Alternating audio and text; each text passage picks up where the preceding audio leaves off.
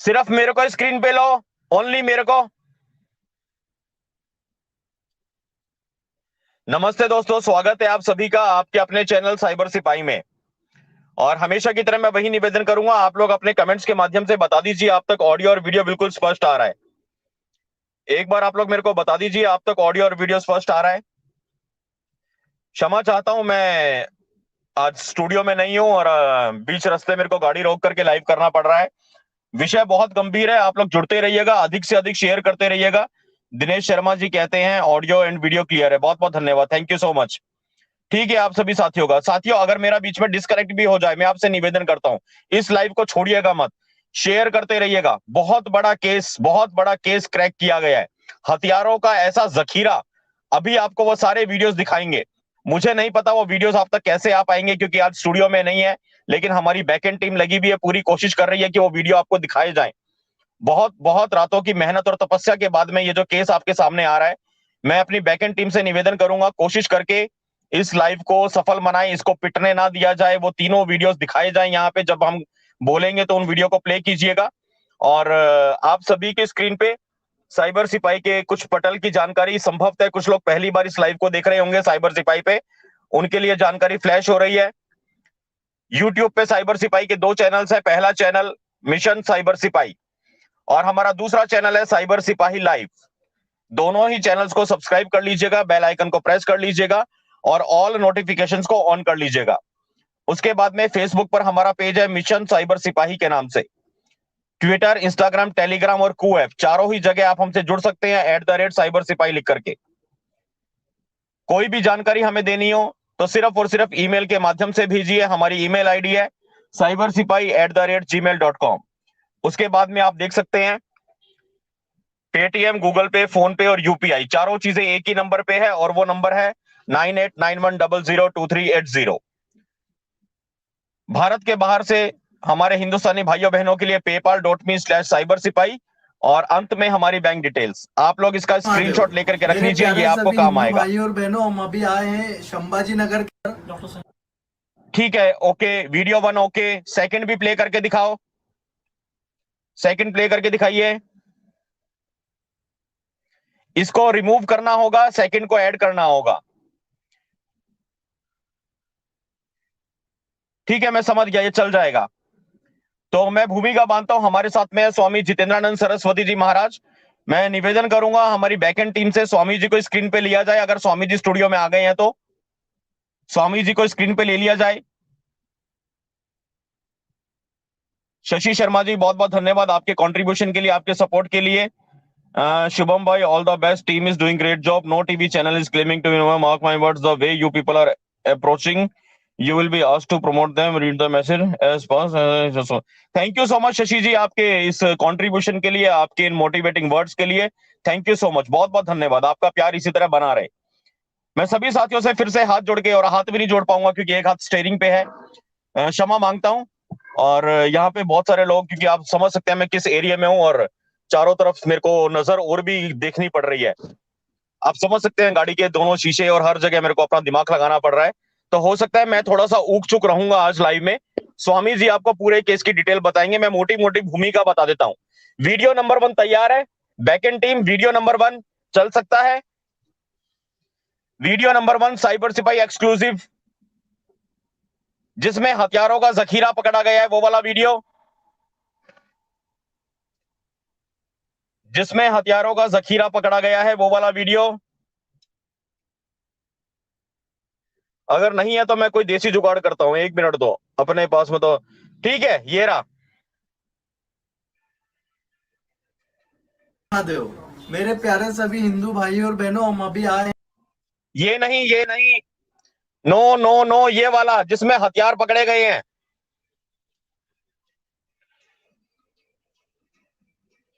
जिसमें हथियार पकड़े गए हैं।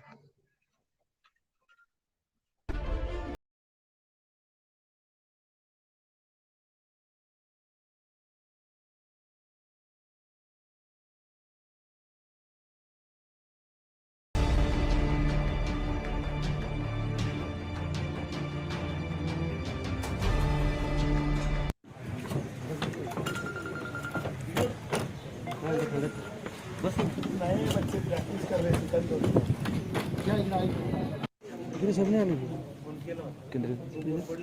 केंद्रीय सर ना आहे ना आपल्या असतील नाही हे ठेवलं फक्त आपल्या समोर आता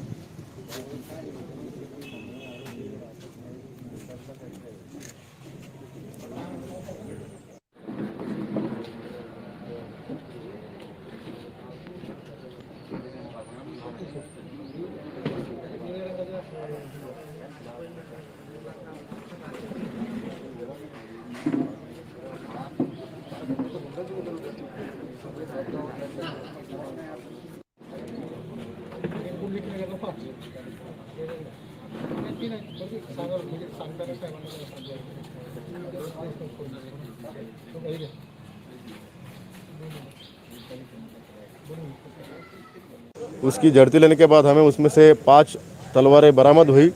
आरोपी का नाम इरफान खान उर्फ दानिश खान ऐसा निष्पन्न हुआ, जो रहने वाला बाईजीपुरा जिनसी पुलिस स्टेशन की हद ये है। आरोपी को कल लेट नाइट में हमने अरेस्ट किया है और उससे और हमें 36 तलवारें, टोटल कुल मिलाकर 41 तलवारें, 6 कुकरी और 2 गुप्ती ऐसे घातक हथियार बरामद किए गए। आरोपी को अरेस्ट किया गया है और अभी इस पूरे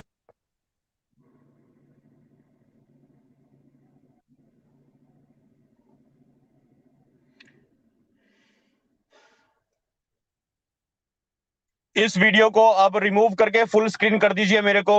अपराध की अच्छा अच्छा, चलने दीजिए अगर चल रहा है तो। ओके ओके, कोई बात नहीं, दोबारा चला देंगे। मैं निवेदन करूंगा बैकएंड टीम से कि स्वामी जी को स्क्रीन पे मेरे साथ ले लिया जाए, मेरे को और स्वामी जी को दोनों को रखा जाए स्क्रीन पे। और दीपक सिंह हिंदू भाई भी जुड़े हुए हैं, उनको भी रख सकते हैं आप स्क्रीन पे।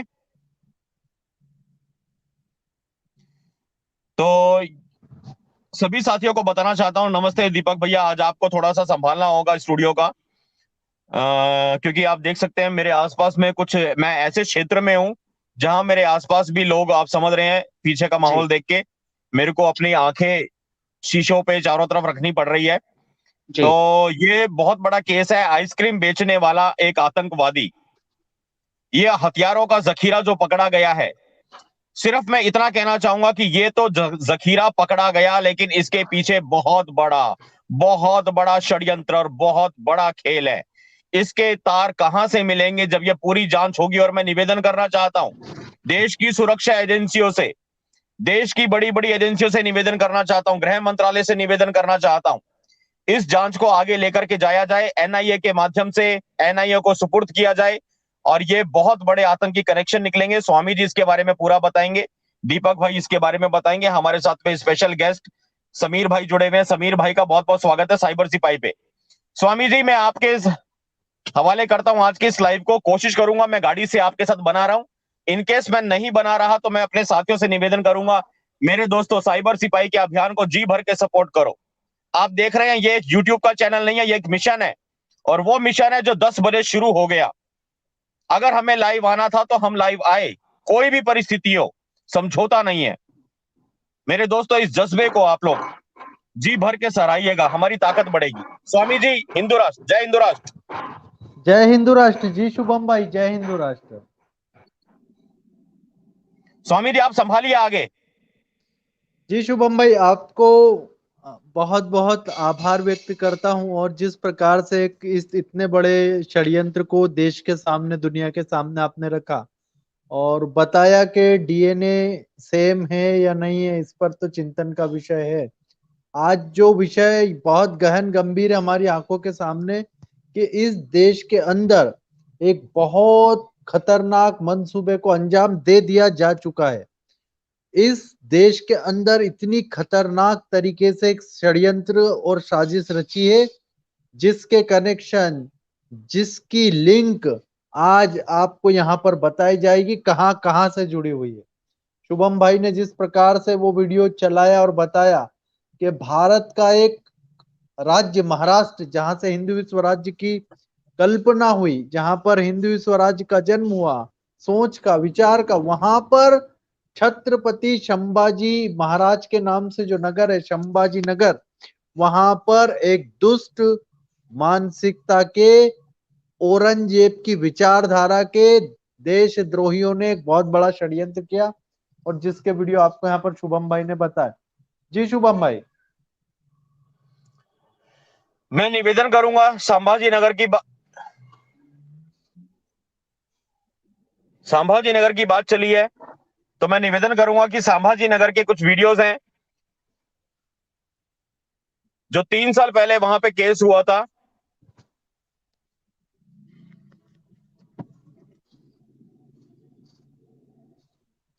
स्वामी जी आप वो वीडियो चला के थोड़ा बताइए संभाजी नगर के बारे में, दीपक भाई संभालेंगे आगे इसको। जी शुभम भाई जी।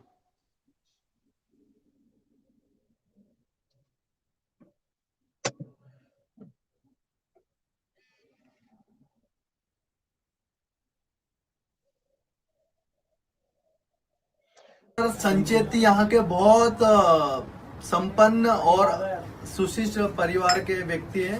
ये हमारे साथ में खड़े हैं डॉक्टर संचेती जी। इनके घर पर 50 से अधिक धर्मांध अंदर घुस गए दरवाजा को तोड़कर, और ये देखिए सामान लेकर के आए थे। भगवान का कृपा है। पेट्रोल बम, ये एसिड का बोतल, ये मिर्ची के ये गुब्बारे, मिर्ची के गुब्बारे। ऐसे सोचो ये लोग कितना षड्यंत्र करके बैठे थे, और हमारा भगवान ने रक्षा किया। इन परिवार का माँ बहन बेटियां सब थी, बच्चे थे, बाल बाल बच गए भगवान की कृपा से। तो ऐसे हरामखोर कट्टरपंथियों को इस देश में रहने का कोई अधिकार नहीं है।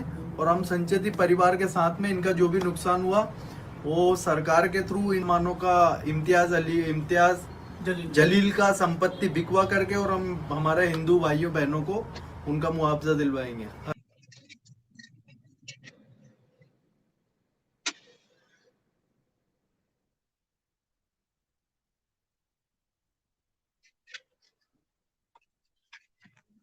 ये जो वीडियो आप देख रहे हैं मेरे दोस्तों, ये संभाजी नगर के वीडियोस हैं।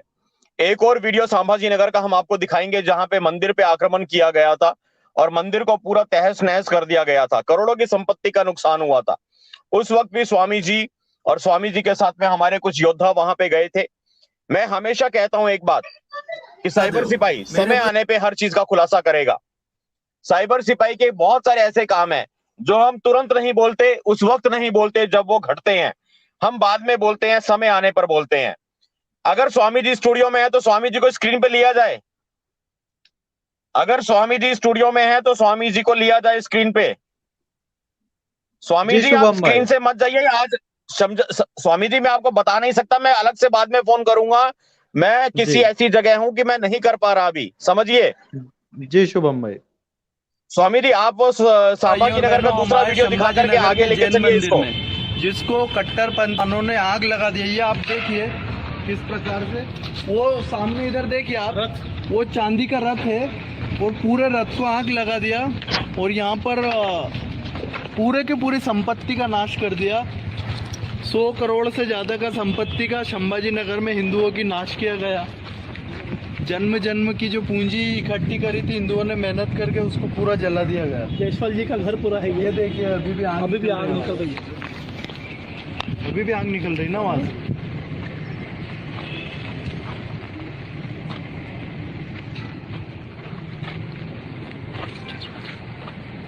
और ये इनका भी पूरा का पूरा घर जला दिया। इनकी पूरी जन्म जिंदगी की जितनी भी कमाई थी पूरी बर्बाद करके। तो ऐसे आतंकवाद देश में हम रहना नहीं देंगे।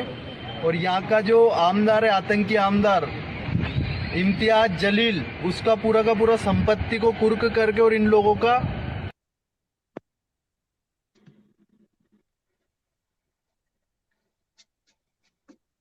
जी शुभम भाई।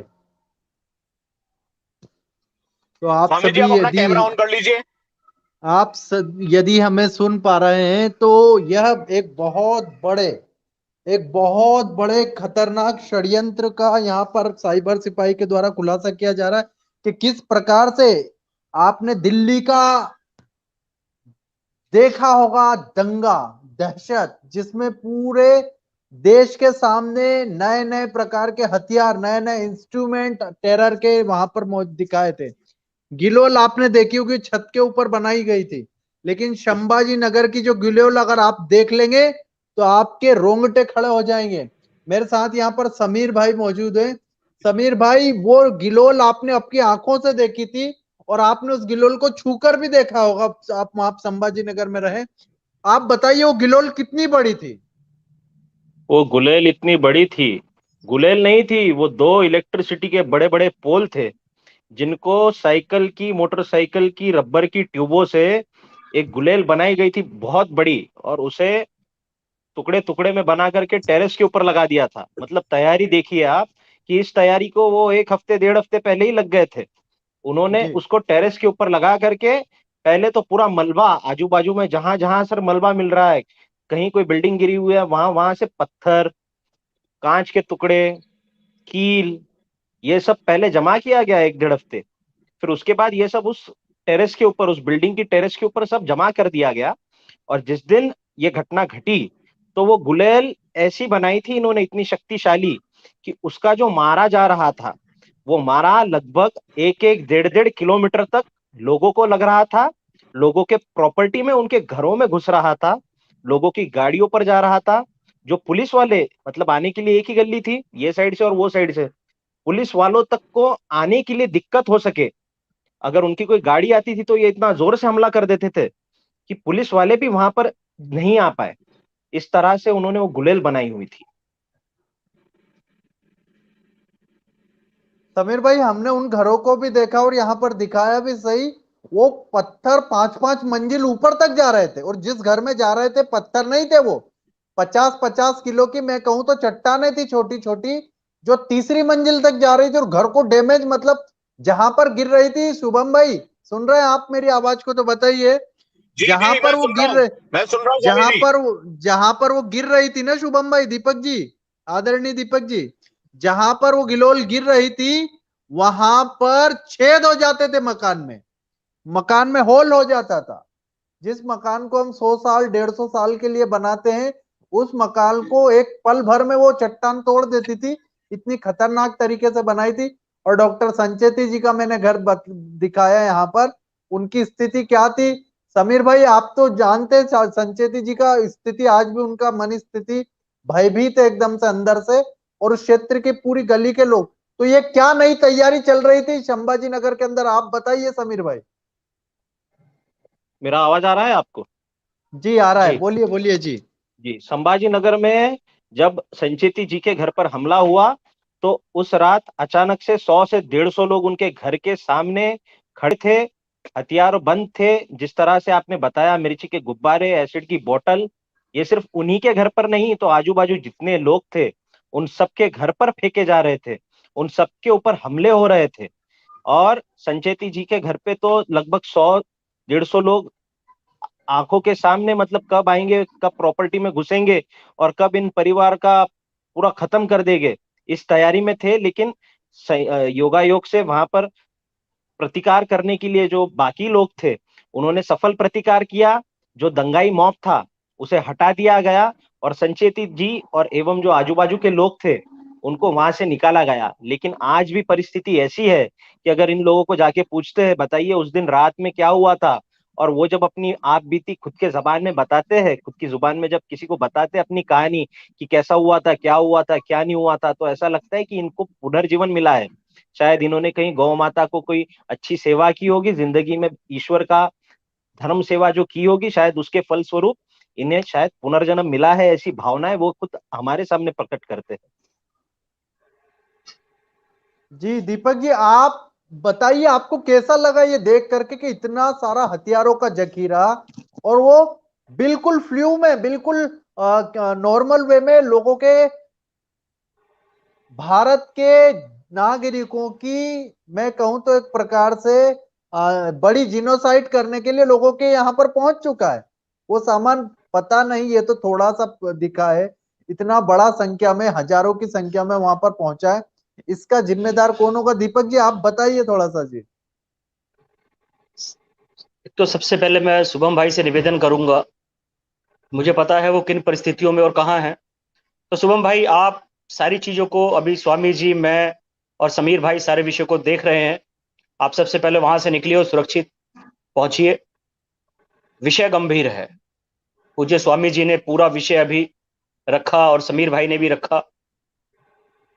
इस विषय पे यदि मैं प्रकाश डालूं तो जम्मू कश्मीर से हम शुरू करते हैं और कन्याकुमारी तक यदि हम निगाह डालते हैं तो इस देश के अंदर चाहे कश्मीर से कश्मीरी ब्राह्मणों का 90s के दशक में भगा दिया जाना हो, बंगाल के अंदर मई के रिजल्ट के बाद के जो दृश्य लोगों के सामने आए हो वो हो, पिछले साल फरवरी में किस प्रकार से दिल्ली के अंदर राइट्स हुए वो हो, महाराष्ट्र का संभाजी नगर आपने दिखाया। महाराष्ट्र के तो बहुत सारे इलाके हैं जहां पर इस प्रकार की घटनाएं होती रहती है, मुंबई सहित, चाहे केरल हो चाहे कर्नाटका हो, बहुत सारी जगह ऐसी हैं जहां पर हिंदुओं का जेनोसाइड होता है, हिंदुओं की हत्याएं होती है, हिंदुओं के घर जलाए जाते हैं, हिंदुओं की बहन बेटियों के साथ बलात्कार होते हैं, हिंदुओं की बच्चियों को लव जिहाद के माध्यम से धर्मांतरित करा जाता है। पर ये महाराज जी कहीं भी चिंतन का विषय नहीं बनता, कहीं भी चर्चा का विषय नहीं बनता, कोई सरकारें कोई प्रशासनिक अधिकारी इन सब चीजों पर ध्यान नहीं दे। पर इस देश के अंदर कोई चोर तबरेज मार दिया जाता है तो उस पर पूरे देश भर में पूरे विश्व भर में हो हल्ला होने लगता है। कोई अखलाक जो इस देश के बहुसंख्यक आबादी जिस जीव को माता बोलती है, गौ माता बोलती है, उसकी हत्या करता है, उसका गौमांस खाता है, अपने फ्रिज में रखता है, वो कहीं से मर जाता है तो उसके विषय में बहुत सारी चर्चा होती है और हमारे दिल्ली के मुख्यमंत्री साहब भी उस पर संज्ञान रहते हैं, उनकी आंखों में आंसू आ जाते हैं। और आज बिल्कुल जो भी तत्काल प्रभाव की घटना है राजस्थान के झज्जर की, जहां एक कृष्णा वाल्मीकि करके एक युवा लड़का जिसको बीच राह में लाठी डंडों से पीट पीट कर मार दिया जाता है जिहादी मानसिकता के लोगों के द्वारा, कहीं कोई चर्चा का विषय नहीं बनता। भरत यादव जो लस्सी की दुकान मथुरा में चलाता था, यदि वो रमजान के दिनों में जो उसके यहां पर लस्सी पीकर जाते हैं जिहादी मानसिकता के लोग, उनसे वो उनका लस्सी का शुल्क मांग लेता है तो उसको पीट कर मार दिया जाता है, ये कहीं चर्चा का विषय नहीं बनता। दिल्ली के अंदर भरत ध्रुव त्यागी अपनी बहन की रक्षा करने के लिए जाता है, रात को उसकी हत्या कर दी जाती है, ये कहीं चर्चा का विषय नहीं बनता। रिंकू शर्मा की इसलिए हत्या कर दी जाती है कि वो अपने घर के आगे भगवान श्री राम के पांडाल के अंदर भगवान के गीत सुन रहा होता है, वो जिहादी मानसिकता के लोगों को नहीं पसंद होते, उसकी वो इसलिए हत्या कर दी जाती है, कहीं चर्चा का विषय नहीं बनता। चर्चा का विषय केवल इस देश के अंदर जो इस देश की तथाकथित अल्पसंख्यक आबादी है उनके साथ कुछ हो जाता है तो इस देश के अंदर चर्चा का विषय बनता है। अभी समीर भाई बता रहे थे कि कैसे बिजली के पोल पर वो मोटरसाइकिल के वो ट्यूब्स लगा कर उन्होंने गुलेल बनाई थी। समीर भाई, इनकी तैयारी पूरी है और ये आज से नहीं बहुत पहले से इस प्रकार की तैयारियां कर रही हैं। जैसे अभी आपने दिखाया वो संचेती जी के घर वो मिर्ची के पैकेट भर के लगना, पेट्रोल बम्स बना के रखना, उसमें भर के सारी चीजों को रखना, वो संपूर्ण तैयारी, जैसे आपने बताया वो जहां से रोड़े ईंट पत्थर इन्होंने इकट्ठे कर लिए थे। दिल्ली के राइट्स में भी फरवरी में यही हुआ, पूरी तैयारी कर ली गई थी। जो गुलेल यहाँ पर दिखाई गई, जो रिक्शों पे फिटती, छतों पे फिटती, गंगा जल की कैन के अंदर तेजाब भर रखे गए थे, छतों पर पत्थर रख लिए गए थे। जो यहाँ की अल्पसंख्यक आबादी है उनका घर को चिन्हित करने के लिए उस पर CA/NRC के समर्थन में वो लगा दिए गए थे विरोध में कि पहचान हो जाए ये इनके हैं और ये इनके घर नहीं है। यदि हम जुलाई 1971 बंगाल में देखते हैं तो वहां भी जुलाई के अंदर ऐसे ही बहुत बड़ा नरसंहार हुआ था। 10,000 से ज्यादा हिंदुओं का कत्ल कर दिया गया था और हिंदुओं के घरों में H लिख दिया गया था पहले से, ये पता चल जाए कि ये घर किनके हैं। पूरी तैयारी उन लोगों की चल रही है कि भविष्य की लड़ाई हम लोगों को कैसी लड़नी है। और हमारा समाज आज भी चादर तान कर आराम से सो रहा है, शुतुरमुर्ग की तरह रेत में सर छुपाकर बैठा हुआ है। उसको यह चिंता नहीं है कि भविष्य में क्या होने वाला है। जो आज हम लोग पैसे के चक्कर में मदहोश पड़े हैं, धन कमाने के चक्कर में मदहोश पड़े हैं, क्या उस पैसे का, उन गाड़ियों का, उन मकानों का, उन बंगलों का उपयोग हम या हमारी पीढ़ियां कर पाएंगी? ये कभी हम सोच ही नहीं रहे। और वो समाज एक तरफा योजना बनाकर कार्य करता चला जा रहा है। इस देश के अंदर उनकी आबादी कितनी बढ़ गई है सरकारों को भी नहीं पता, क्योंकि वो अपनी पूरा डेटा सरकारों तक भी नहीं पहुंचाते। जो जनगणना होती है देश के अंदर जो 2011 में हुई थी, वहां भी यदि उनके घर में 5 लोग हैं तो वो 2 ही दिखाएंगे। वो सारी सेटिंग कर ली जाती है। यदि उनकी आबादी इस टाइम 40 करोड़ है तो लोगों को अभी केवल 20 करोड़ सरकारी आंकड़ों के हिसाब से दिखाई जा रही हो। पूरी योजना है कि इस देश को लोकतांत्रिक तरीके से इस्लामिक बना दिया जाए। इसलिए वो अपनी आबादी को बहुत तरीके से बढ़ाने में लगे हुए हैं। आप देख रहे होंगे करोड़ों की संख्या में बांग्लादेशी घुसपैठिए हिंदुस्तान के अंदर आ चुके हैं। रोहिंग्याना से बहुत बड़ी संख्या में रोहिंग्याना हिंदुस्तान के अंदर आ चुके हैं। यदि जिनकी हम संख्या मोटे मोटे सरकारी तौर पर भी देखें तो पूज्य जितेंद्र जी, समीर जी, शुभम भाई, 5 करोड़ से ज्यादा सरकारी तौर पर है। दिल्ली की आबादी से 2.5 गुना ज्यादा आबादी घुसपैठियों की सरकारी आंकड़ों पर है। कितनी भयानक है यदि हम सोचते हैं तो। ये कहने को 5 करोड़ है, दिल्ली की आबादी से 2.5 गुना ज्यादा आबादी उन घुसपैठियों, उन जिहादी मानसिकता के लोगों की है जिनका उद्देश्य केवल और केवल इस देश का इस्लामीकरण करना है, इस देश को तबाह करना है, इस देश की संस्कृति को ध्वस्त कर देना है।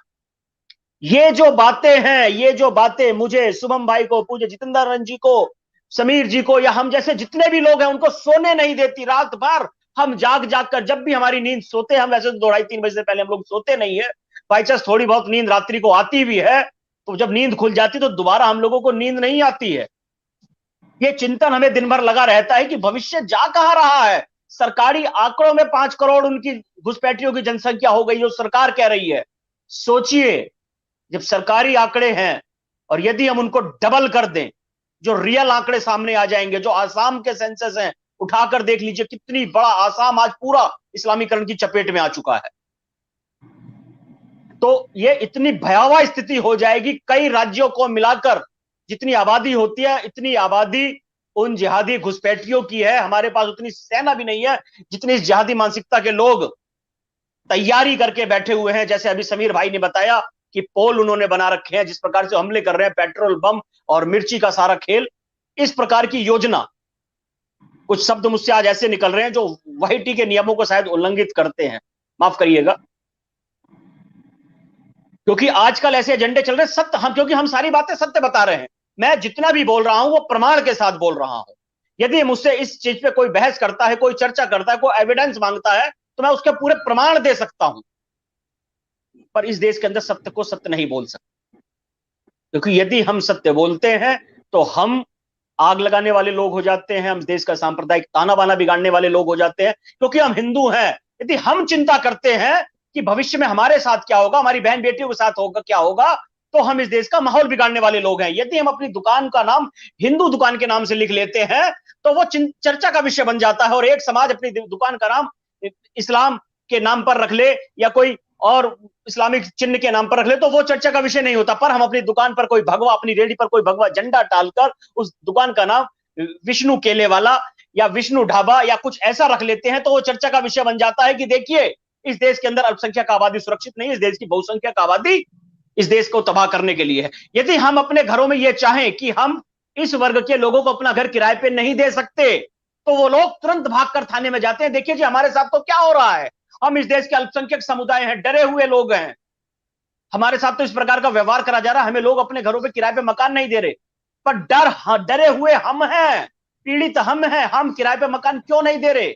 हम इसलिए नहीं दे रहे कि हमें चिंता है हमारे घरों की बेटियों की, बहुओं की, हमें अपने परिवारों की चिंता है। हम इतना डर चुके हैं कि हम किसी सब्जी वाले से, जिसके सर पर खुमैनी टोपी लगी हुई है, हमें यह डर लगता है कि हम इससे सब्जी खरीद लेंगे तो कहीं हम उस सब्जी को खाकर बीमार ना हो जाएं।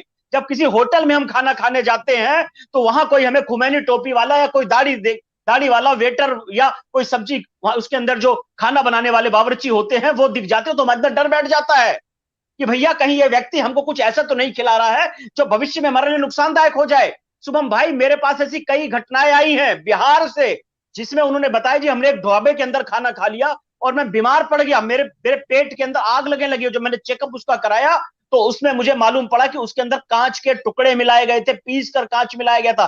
बिहार के एक सज्जन का फोन आया था मेरे अंदर, वो दिल्ली एम्स में इलाज कराने आया था, कह रहा भाई साहब मेरा इलाज करवाइए, यहाँ पर मैं मर रहा हूं, डेली रूप से मर रहा हूं। ये डर शुभम भाई बैठा हुआ है। हम क्या करें? हम भी चाहते हैं इस देश की सद्भावना बनी रहे, हम भी चाहते हैं भाईचारा बना रहे, पर भाईचारा बनाए कैसे जब एक वर्ग विशेष इस प्रकार का सारा बवंडर रच रहा है, इस प्रकार का षड्यंत्र हमारे खिलाफ रच रहा है। हमें डर लगता है, हम डर के मारे नहीं खरीदना चाहते, हम डर के मारे किसी से व्यापार नहीं करना चाहते हैं कि हम उसको व्यापार करते हैं, हम उससे कोई सामान देते हैं तो वो हमारा पैसा देगा कि नहीं देगा, इसकी क्या गारंटी है? हम अपना घर किराए पर देते हैं तो उसकी क्या गारंटी, हमारा घर सुरक्षित रहेगा, वो लोग हमारे घर पे कब्जा नहीं कर लेंगे, हमारी बहन बेटियों के साथ दुराचार नहीं करेंगे? आज आबादी इस देश की बहुसंख्यक डरी हुई है, अल्पसंख्यक नहीं डरी हुई। शुभम भाई, जिस क्षेत्र में मैं रहता हूं 70 मुझे लगता है इस पूरे नॉर्थ ईस्ट की आबादी बढ़ती चली जा रही है, मुस्लिम होती जा रही है। यदि आप कभी गर्मियों के दिनों में आएंगे तो इस देश की जो बहुसंख्यक आबादी है वो अपने घरों में ताला लगाकर सोती है, कुंडी लगाएगी, फिर ताला लगाएगी, जिस कमरे में वो सो रहे हैं उस कमरे की भी कुंडी लगाएगी। और जो डरा हुआ समुदाय है वो बीच सड़कों पर, रोड पर सोता है। अब आप बताइए डरा हुआ क्या कौन है? वो आइसक्रीम वाला जो पूरा जखीरा लेकर घूम रहा है, वो संभाजी नगर के लोग जो पूरे प्लान तरीके से हथियार, मतलब जो पूरा सिस्टम लेकर चल रहे हैं, कौन डरा हुआ है इस देश के अंदर? आप बताइए, सरकारें, प्रशासन कौन हमारी सुन रहा है? हम रो रो कर थक गए। बंगाल के अंदर क्या हो गया हमारे साथ, ऐसी ऐसी वीडियो आई कि मैं रोता था उन वीडियो को देखकर। मेरे उन साथियों के फोन आते थे कि दीपक भाई मदद करिए हम लोगों की। कहां से मदद करता? जब मैं 20 तारीख को जाने लगा बंगाल के लिए तो मुझको दिल्ली के अंदर डिटेन कर लिया गया, नहीं जाने दिया गया मुझको पीड़ा हो रही थी, मुझको लग रहा था कि मुझे आज अपने बंगाल के भाइयों के साथ खड़ा होना चाहिए। मैं दिल्ली में नहीं देख सकता सारी चीजों को बैठकर कि मेरे बंगाल के भाइयों के साथ, मेरी बहनों के साथ क्या हो रहा है। मैं मरना पसंद करूंगा पर मैं अपने भाइयों बहनों को तकलीफ में नहीं देख सकता। तो मैंने अपने साथियों के साथ योजना बनाई, अपने साथियों के साथ लगभग 50-60 गाड़ियों की योजना बनाई कि हम चलेंगे, कोई बात नहीं, हम कुछ नहीं कर पाएंगे पर हमारे भाइयों का मनोबल तो बढ़ेगा कि कोई दिल्ली से तो आ रहा है, शायद कोई मुहिम चल निकले दिल्ली से, बिहार से, बंगाल से, नेपाल से, गुजरात से, हर राज्य से, कि जहां पर हिंदू कमजोर है, जहां हिंदू पलायन कर रहा है, पूरे देश का हिंदू उनके साथ खड़ा है, हम आ रहे हैं, तब बात बनेगी। कश्मीर का हिंदू ये ना सोचे कि हम कश्मीर के हैं। 90s में क्या हुआ, जब कश्मीर का हिंदू वहां से भगाया जा रहा था बड़े बड़े लाउड स्पीकर में अनाउंसमेंट करके, तो पूरे देश का हिंदू अपने घरों में चादर तान के सो रहा था। यदि उस टाइम पूरे देश का हिंदू कश्मीर के हिंदुओं के साथ खड़ा हो गया होता तो क्या कश्मीर का हिंदू वहां से जाता? आज भी दिल्ली, उत्तर प्रदेश, बिहार, बंगाल, जहां से भी हिंदू पलायन कर रहा है। क्यों पलायन कर रहा है? क्योंकि वहां वो पीड़ित तो हो चुका है, उसकी कोई सुनने वाला नहीं है, सरकार नहीं सुनती, प्रशासन नहीं सुनता, उसके सहयोगी, उसके अड़ोसी पड़ोसी उसकी मदद नहीं करते। तो इस देश के अंदर एक ऐसा माहौल क्रिएट करना होगा कि हमें एक दूसरे के साथ खड़ा होना होगा, एक दूसरे की मदद करनी होगी, एक दूसरे को क्रिटिसाइज नहीं करना होगा। साइबर सिपाही जैसे जो मिशन वाले चैनल है, जो वाईटी के एक बड़ा मंच है, ऐसे मंचों को इतनी ताकतवर बना देना होगा कि ये जो शुभम भाई जैसे जो लोग हैं, जो हमेशा राष्ट्र और धर्म के लिए खड़े रहते हैं, ऐसे लोगों को इतना ताकतवर बना देना होगा कि यह हर हिंदू की आवाज बन जाए, हर हिंदू के साथ खड़े हो जाए। जब नूरपुर टप्पल के अंदर बेटियों की बारात नहीं उठने दी जा रही थी, कोई आगे आया, तब यही साइबर सिपाही के साथी खड़े हुए वहां पर कि हम आएंगे, हम देखते हैं किसकी औकात है जो हमारी बेटियों की बारात नहीं उठने देगा, हमारे मंदिरों को नहीं बनने देगा। और उसका शुभम भाई, आचार्य जितेंद्र रंजी, समीर भाई, उसका रिजल्ट क्या निकला पूरी दुनिया जानती है। आज वहां बेटियों की बारातें भी निकल रही हैं, ढोल नगाड़े भी बज रहे हैं और भव्य मंदिर का निर्माण भी हो रहा है। ये ताकत है संगठित एकता की। जो लोग कहते हैं कि अकेले हम कुछ नहीं कर सकते, अरे आप प्रयास तो करिए, आप प्रयास करिए, पूरा काफिला आपके साथ जुड़ता चला जाएगा। आप प्रयास तो करिए। साइबर सिपाही ने, शुभम भाई ने छोटी सी शुरुआत करी है, मैं जानता हूं बहुत छोटी शुरुआत है, गिलहरी से भी बहुत छोटा प्रयास है, चींटी से भी बहुत छोटा प्रयास है, पर जब हम इस शरीर को छोड़कर जाएंगे और भगवान श्री राम के चरणों में बैठेंगे तो ये दीपक सिंह हिंदू, ये शुभम भाई, पूज्य जितेंद्र रंजी, समीर भाई, आजाद विनोद छाती चौड़ी करके कहेंगे कि पूज्य श्री राम जी, आपने जो जिम्मेवारी हमको दी थी, पूरी 99 नहीं, पूरी 100% अपनी उस जिम्मेवारी को हम लोग निभा कर आए हैं। और आपसे निवेदन करते हैं, भगवान श्री राम जी, हमें पुनः भेजिए, आप हमें पुनः भेजिए, फिर 100% कर आएंगे और जो अधूरा कार्य है उसको पूरा करके आएंगे। ये साइबर सिपाही है, ये शुभम मंगला है, ये दीपक सिंह हिंदू है, ये समीर भाई है, पूज्य जितेंद्र रंजी। ये देश मेरा है, इस देश के सनातनी मेरे हैं और हर हिंदू की तकलीफ मेरी तकलीफ है। ये भाव हम सबको अपने अंदर लाना होगा। जी दीपक जी, आपने इतनी तरीके से जो बातें बताई है, शायद इस देश का कुंभकर्ण से ज्यादा गहरी नींद में सोया समाज उठेगा, उठेगा आपकी आवाज से, क्योंकि आपकी आह निकली है, दिल से निकली है। ये स्ट्रेस वेव। जी जी शुभम भाई, जी बोलिए शुभम भाई, आप कुछ कह रहे हैं? जी स्वामी जी, मैं निवेदन करूंगा एक बार वो जो हथियारों का जखीरा जो मैं चला देता हूँ, मैं मैं चला देता कोशिश करके, नहीं एक सेकंड, मैं कोशिश करके मैं अपना पेट वो कर दूं अपने सभी साथियों के लिए, समझ जाएंगे वो किसने पकड़वाया है। बस इससे समझ जाएंगे रोज वाले लोग। बस वो जखीरा एक बार दिखाइए। जिन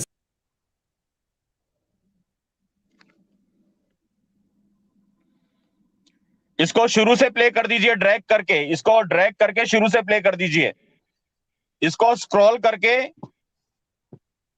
स्टार्टिंग पे ले लीजिए और प्ले कर दीजिए।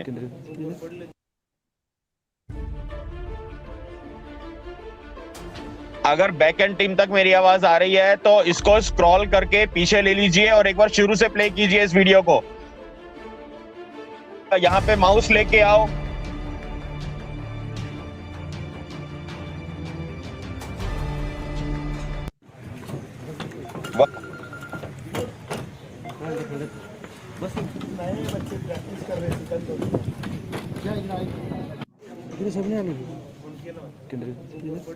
केंद्रीय सर ना आहे ना आपण असतील नाही हे ठेवलं फक्त आपल्या समोर आता.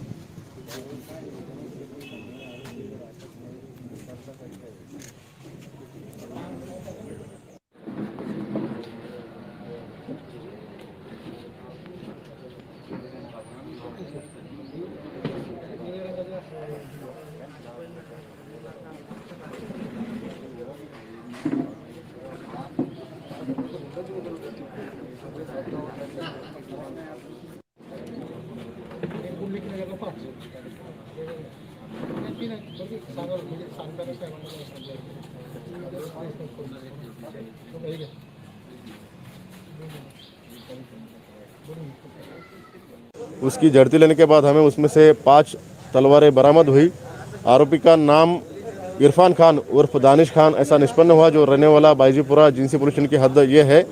आरोपी को कल लेट नाइट में हमने अरेस्ट किया है और उससे और हमें 36 तलवारें, टोटल कुल मिलाकर 41 तलवारें, 6 कुकरी और 2 गुप्ती ऐसे घातक हथियार बरामद किए गए। आरोपी को अरेस्ट किया गया है।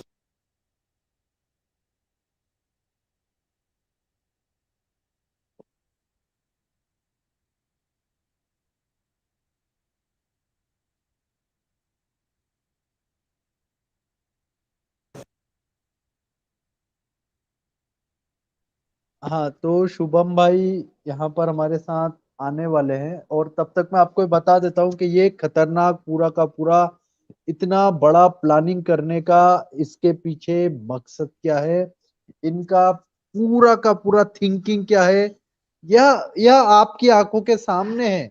ये कोई छुपाया हुआ नहीं। और देश की मेन स्ट्रीम मीडिया कहाँ है वो जाफरी दीपक जी, अब जो हमारे रेहड़ी के आतंक की बात को घुमा फिरा कर, फिर कहता हूं मैं देश की जनता को, और हाथ जोड़कर विनम्र निवेदन करते कि हम किसी पंथ मजहब संप्रदाय के विरोधी नहीं है। हम हम हमारी रक्षण की बात कर रहे हैं। अभी दीपक जी ने बताया कि हम डरे हुए हैं, हम भयभीत हैं, हम आत्मरक्षा के लिए अपनी सोच बना रहे हैं, अपने भाइयों को जगा रहे हैं। हम कोई भी यहां पर किसी के प्रति द्वेष नहीं फैला रहे। ये बातें मेन स्ट्रीम मीडिया में क्यों नहीं दिखाई गई, ये जकीरा मेन स्ट्रीम मीडिया में क्यों नहीं दिखाया गया? अगर एक सब्जी काटने का चाकू भी किसी आश्रम में मिलता है तो मीडिया की हेडलाइन बन जाती है, लेकिन यह इतना बड़ा जखीरा बड़े बड़े हजारों करोड़ के जो मेन स्ट्रीम मीडिया के चैनल है वो क्यों नहीं दिखा रहा है? क्या कारण है? कारण है भय, कारण है उनको इस बात का डर कि उनके आका उनको ढेवा देना बंद कर देंगे, उनकी इनकमिंग बंद हो जाएगी।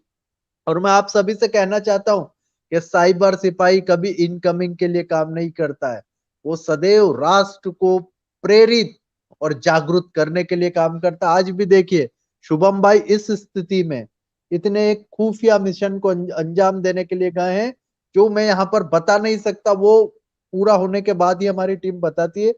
और झालावाड़ की जो बात करी दीपक जी ने, किस प्रकार से उसके वो लिए भी हम लोग जल्दी लाइव आएंगे। जी शुभम भाई आ चुके हैं, शुभम भाई अपना मंच देखें। जी शुभम भाई,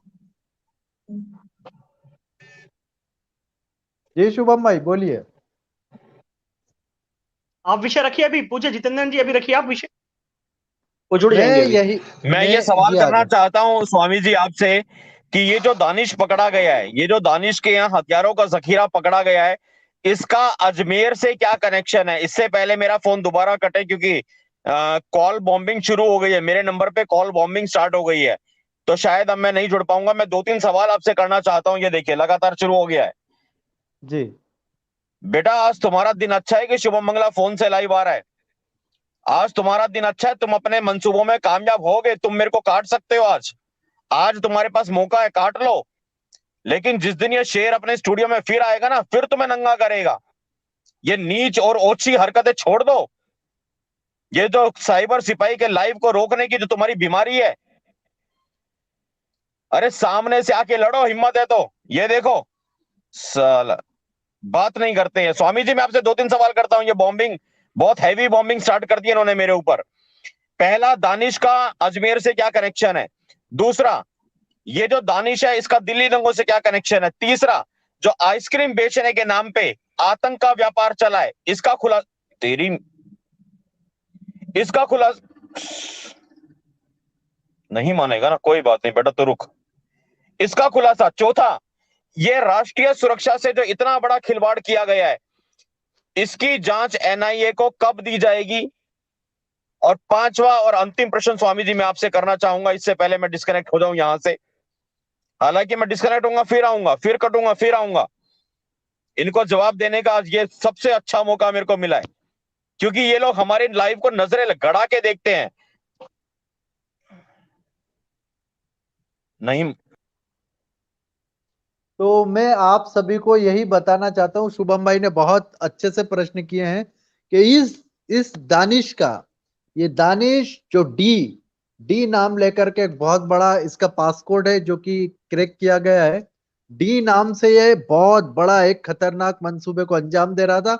समीर भाई मेरे साथ यहाँ जुड़े, जिन्होंने इस पूरे के पूरे षड्यंत्र को बहुत अच्छे तरीके से समझा और बड़े ही सुरक्षित तरीके से उसको एक्सपोज करवा करके पूरा एक डैमेज कर दिया। एक बहुत बड़े इस देश के ऊपर होने वाले हमले से इस देश की जनता को, संभाजी नगर के लोगों को बचा।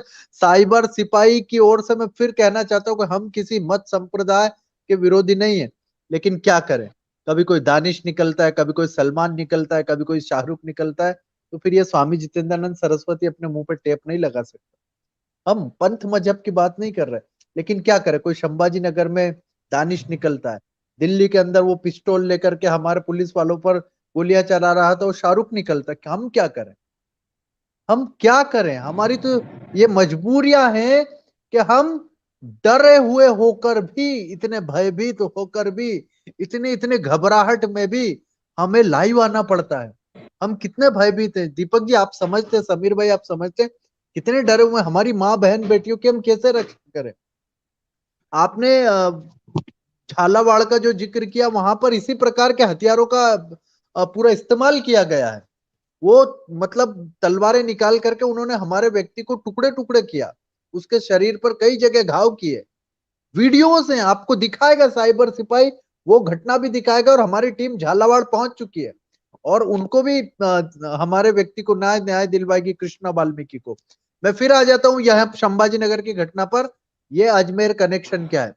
जहां भी देश में कुकृत्य की, जहां भी देश में देश विरोधी गतिविधियों की, जहां भी देश में आतंक की सुगबुगाहट होती है, वहां का कनेक्शन जुड़ जाता है। दीपक जी कहां से जुड़ता है आप खुद बताइए, क्योंकि बिल्कुल फंडिंग कहां से आती है?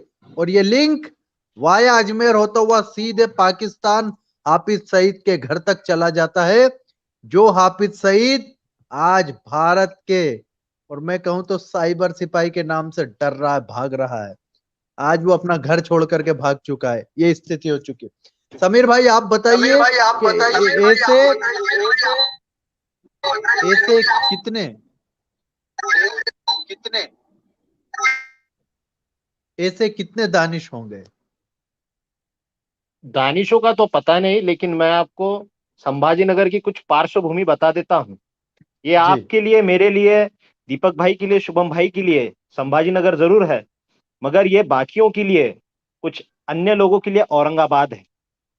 जहां पर औरंग के मंसूबे ये लोग आबाद करना चाहते हैं, ऐसा औरंगाबाद।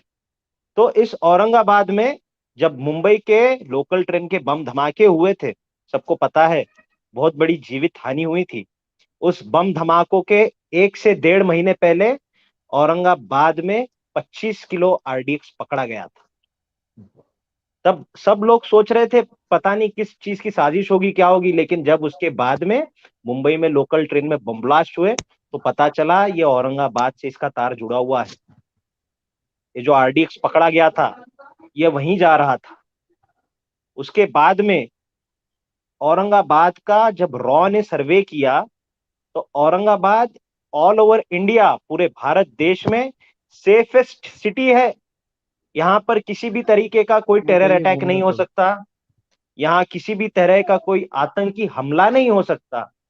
इसकी वजह अगर पूछा जाए तो ये कहते हैं कि ऑल ओवर इंडिया जो आतंकवादी गतिविधियों से संलग्न लोग हैं, अगर वो कहीं भागते हैं और उन्हें कोई सेफ लोकेशन पर जाना है जहां पर उन्हें आसानी से मदद मिल सकती है, भी एक्सेस मिल सकता है, रहने के लिए जगह मिल सकती है, खाने के लिए खाना मिल सकता है, और कोई दिक्कत नहीं होगी, तो वो औरंगाबाद शहर है। इसलिए औरंगाबाद आतंकियों के लिए सेफेस्ट शहर है। ऐसी पार्श्वभूमि औरंगाबाद शहर की हो चुकी है। औरंगाबाद शहर का आज खासदार आपको पता है किस तरह जातीय ध्रुवीकरण के ऊपर, धार्मिक ध्रुवीकरण के ऊपर वो खासदार बना है। उसका नाम भी आपको पता है, उसका पक्ष भी आपको पता है, उसकी विचारधारा भी आपको पता है।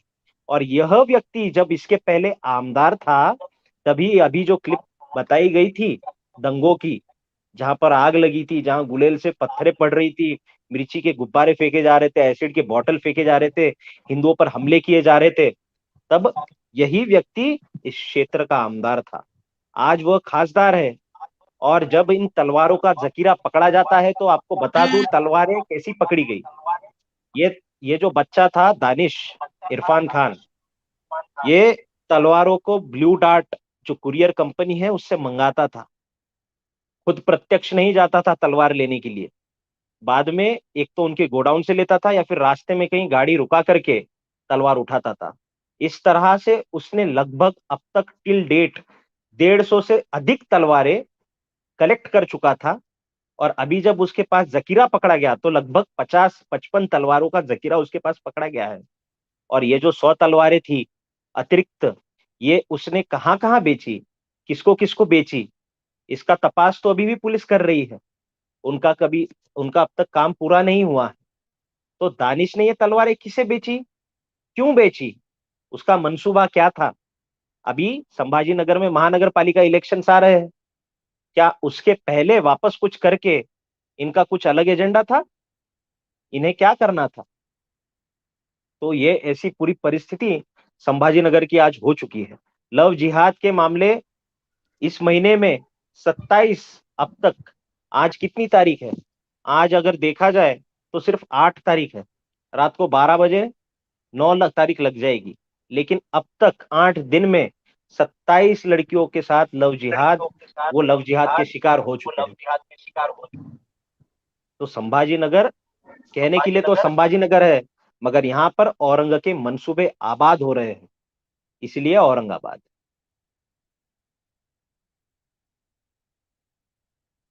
जी समीर भाई आपने जो बातें बताई है वो इस देश की जनता की, हिंदुओं की आंखें खोलने के लिए काफी है। और मैं कहना चाहता हूं कि यदि आज भी नहीं जागे, यदि आज भी साइबर सिपाही की रात को 10:54 पर आकर के हम अपना इतना खून क्यों जला रहे हैं, हम अपना खून इसलिए जला रहे क्योंकि इस राष्ट्र को हमें परम। जी समीर भाई बोलिए। प्रभु मैं आपसे एक विनती करना चाहता हूं कि हमारे लोग सोए हुए नहीं हैं। यदि कोई सोया हुआ रहता है उसे उठाने में ज्यादा कष्ट नहीं लगते हैं, मगर जो लोग सोने का ढोंग करते हैं, जो लोग सोने की नौटंकी करते हैं, उन्हें उठाने के लिए बहुत प्रयास करना पड़ता है। तो उसी तरह ये बहुत सारा प्रयास वाह। हमको, आपको, शुभम भाई को, दीपक भाई को मिलकर करना पड़ेगा।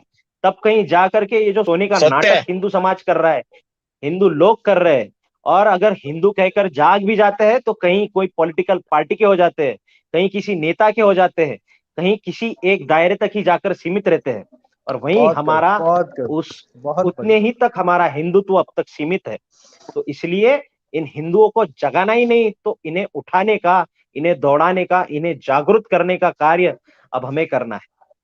बिल्कुल बिल्कुल। देखिए देखिए, समीर भाई ने कितनी प्यारे शब्दों में और कितने मर्यादित शब्दों में आपको बताया कि इस राष्ट्र के अंदर हमें क्या करना है, इस राष्ट्र के अंदर हमें किस प्रकार से हमारे लोगों को सोए नहीं, ये नाटक कर रहे हैं वो सब ये सोच रहे हैं कि बगल के घर से समीर भाई निकल जाए, दीपक भाई निकल जाए, शुभम बंगला निकल जाए, ये स्वामी जितेंद्रानंद सरस्वती ने पिंड दान दिया है, तो काहे को जिंदा घूम रहा है, ये जाए ना इधर उधर, बंगाल में जाए, ये कश्मीर में जाए, ये घूमे, ये जाकर के अपने शरीर का विध्वंस करवा ले, अपने शरीर के चिथड़े उड़वा ले। मेरे भाइयों बहनों, हमने तो अपना पिंड दान कर दिया, लेकिन हम आपको और आपके आने वाली कई पीढ़ियों को बचाने के लिए आपको मार्ग बता रहे हैं। सब जगह हम नहीं आ सकते, लेकिन ये विचार जो साइबर सिपाही आज दे रहा है, ये विचार आप सोचिए कि हमारी हेलो। बहन बेटियां अपने अरे घरों में बोलना सुरक्षित सुअर नहीं के है, बच्चे, बोलना अपनी अपनी बहन बेटियां जो हम किस स्थिति में, किस किस भयानक स्थिति में हम जी रहे हैं। आज शुभम भाई जिस जगह पर हैं, वो देश की राजधानी के बिल्कुल बगल में है, अरे भोंक ये सुअर के पिल्ले, राजधानी के भोंक, अंदर एक है, बाप का है तो और वो बोलना। अपने देश की भोंक साले। राजधानी के अंदर आज वो इस प्रकार से अपने मुंह को छुपा करके जा रहे हैं। मतलब क्या है ये भय, किस बात का है ये भय? इस बात का है क्योंकि हमारा कोई भी जगह सेफ नहीं बचा। और ये दानिश, ये एक दानिश नहीं है, दानिश सिर्फ नाम है, चेहरा है, इसके पीछे के मोहरे बहुत खतरनाक हैं। यहाँ पर बताया कि आरडीएक्स मिला, मेरे पास इतनी खतरनाक जानकारियां हैं समीर भाई, वो मैं यहाँ पर ओपन नहीं कर सकता। आपको पता है कि मैं, मुझसे संभाजी नगर के कितने सारे प्यार करते हैं, आई लव मुस्लिम, वहां की हर पुलिस स्टेशन में पता है कि मुस्लिमों ने मुझसे कितना प्यार किया, और आप भी जानते हैं वो सभी मुस्लिमों को बहुत I love you Sambhaji Nagar के ऑल मुस्लिम्स। में आऊंगा और बहुत जल्दी आऊंगा, और आप सभी के दिलों के अंदर फिर वही प्रेम की बयार हम छोड़ेंगे, ताकि आप खुश रहें, आप सदैव इसी प्रकार से प्रसन्न रहें। बहुत प्यार करते हैं मुस्लिमों से, बहुत ज्यादा। इसीलिए तो कहता हूँ कि दानिश दानिश जो, इसको समझना होगा। जी शुभम भाई बोलिए। स्वामी जी, मैं चाहूंगा कि आप दर्शकों को एक बार इसके लाइव के समाप्त करने से पहले वो हथियारों का जखीरा दिखाएं, पुलिस के बयान भी सुनाएं, जी और जरा जी अजमेर का जो कनेक्शन है, क्योंकि मैं जानता हूं वो जगह है जहां से आपका कनेक्शन बड़ा पुराना है, और जी मैं आज चाहता हूं कि आप उसका, दानिश का अजमेर कनेक्शन खोलें। मैं आपसे निवेदन करूंगा कि एक बार वो अवश्य दिखाएं, और अगर संभव हो तो अजमेर का कनेक्शन जो दानिश के साथ में है, क्योंकि ये जो पकड़ा गया जखीरा है ये तो सैकड़ों की तादाद में है, लेकिन जो हमें खबरें मिल रही हैं अंदर ही अंदर हजारों हजारों हजारों की तादाद में जो सामान सरक गया, वो किसका संहार करने के काम आएगा, वो किसका कत्लेआम करने के काम आएगा। अरे बोलना जी जी सुअर के शुभम भाई, बच्चे, बोलना। जी शुभम भाई, मेरे प्यारे सभी भाइयों बहनों, एक बहुत बड़ा जीनोसाइड को अंजाम दिया जाना था। ये दानिश के पास तो सिर्फ सैकड़ों निकले, लेकिन दानिश का पूरा जो लिंक है, डॉट डॉट आप समझिए।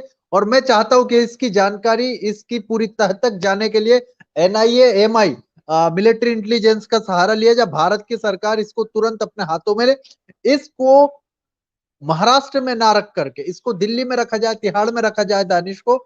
इसको जो भी एमआई की अ, निकालने वाली, सच्चाई निकालने वाले ट्रीटमेंट्स होते हैं वो दिए जाए, और इससे सच बाहर निकलवाया जाए।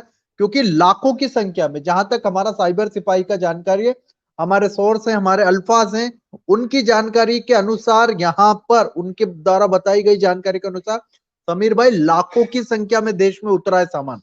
करीब 11 से 25 लाख, 14 लाख का ये फेयर है, 11 से 25 लाख के बीच यह पूरा का पूरा सामान निकला। क्योंकि वहां की जो फैक्ट्रियां हैं जो इस प्रकार के सामान बनाती है, वहां से इतनी संख्या में नग निकल चुके हैं। वो एक कहाँ गए हैं, कैसे गए हैं, इसकी जानकारी अब भारत का सरकार को करना है।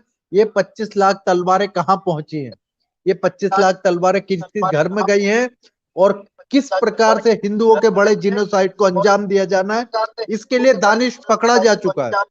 इस दानिश को पकड़ करके ये सीधे जो ये गया था अजमेर, अजमेर में इसके लिंक मिले, अजमेर में ऐसे ऐसे लिंक मिलते, जब भी कोई व्यक्ति अजमेर जाता है तो अजमेर में जाने के बाद उसको वहां पर ऐसी ऐसी लिंक्स मिलती है इस देश को नष्ट करने की।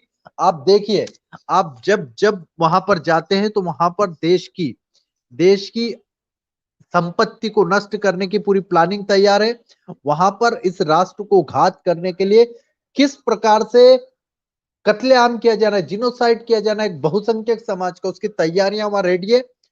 माँ बहन बेटियों की इज्जतें कैसे लूटना है, कैसे उसका स्कैम बनाना, दीपक जी आपको बता चुके कई प्रोग्राम में किस प्रकार से दुनिया का सबसे बड़ा हिंदुओं की बहन बेटियों का स्कैंडल जो हुआ सेक्स का, वो वहां पर हुआ। इसी प्रकार से हथियारों का भी पूरा का पूरा जो सोर्स है, जो रूट्स हैं, वो अजमेर से निकली। ये दानिश को लिंक वहीं से मिला। इसको बताया गया कि आपको फलाने राज्य में जाना, मैं उस राज्य का नाम नहीं लूंगा क्योंकि हमारी अभी एजेंसियां उस पर काम करेगी। मैं यहाँ कोई ऐसी जानकारी नहीं दूंगा जो आने वाले समय में हमारी एजेंसियों को इस जांच को करने में प्रभावित करे। हम समीर भाई से भी यही चाहूंगा, दीपक जी से भी यही चाहूंगा कि जो जानकारी हमारे पास है वो यहाँ पर नहीं नहीं बोलनी है, क्योंकि बहुत कुछ इस देश की अब एनआईए करने वाली, एमआई करने वाली। ये दानिश की जो आइसक्रीम है, ये दानिश की जो आइसक्रीम है आतंकी की, यह इस देश को अब बचाने का काम करेगी। ये दानिश ने कर दिया जो करना था, लेकिन अब करने वाली भारत की खुफिया एजेंसियां और भारत की एनआईए। तो मैं शुभम भाई, आपने बहुत अच्छे से मुझे प्रश्न किया था और उसका मैंने आपको उत्तर यहाँ पर बताया। तो समीर भाई, जी जी जी, शुभम भाई कुछ कहना चाह रहा है आप? नहीं नहीं स्वामी जी, नहीं स्वामी जी, मैं सुन रहा हूँ आपको मैं स्वामी सुन रहा जी। हूँ आपको स्वामी जी।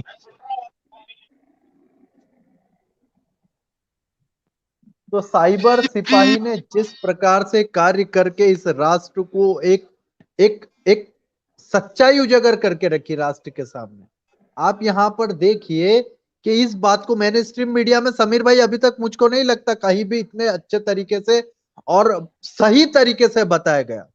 अरे इस देश के बिल्कुल किसी साधु के पास एक नाखून कटर, नेल कटर मिल जाए तो उसको हवा बता देते हैं, ऐसा बता देंगे जैसे कोई अग्नि मिसाइल उसके पास से निकल गई हो। इस देश के अंदर किसी साध्वी के मुख से कुछ गलत निकल जाए तो ऐसा बता देते हैं कि अरे उसने ही सब आतंक को जन्म दिया। जबकि आतंक को जन्म देने वाले, आतंक को पोसने वाले, आतंक को पोषित करने वाले देखिए क्या काम कर रहे। संभाजी नगर में देखिए, ये हमने बनाए वीडियो नहीं है, ये पुलिस स्टेशन में बनाए हुए वीडियो हैं और हमने नहीं, ये वहां की जो भी एजेंसियां होती है उनके द्वारा दिए गए हमारे सोर्सेस के वीडियो है। दीपक जी आप ही कहिए कि इस हिंदू समाज को अब क्या करना चाहिए, आप बताइए, फिर समीर भाई बताएंगे। जी दीपक जी। शुभम भाई, पूज्य गुरुदेव जी, मेरा एक छोटा भाई है, राम भक्त गोपाल। अभी परसों की घटना है जहां विनोद आजाद जी भी गए थे, एक बड़ी सभा थी, वहां भी डरे हुए सारे लोग थे जिन्होंने अपने डर को दिखाने के लिए वो सभा करी थी कि हम कहां जाएं, हम क्या करें, ऐसी योजना थी। और वो अभी 19-20 साल का बच्चा, उसके मुंह से भी जोश में कुछ निकल गया।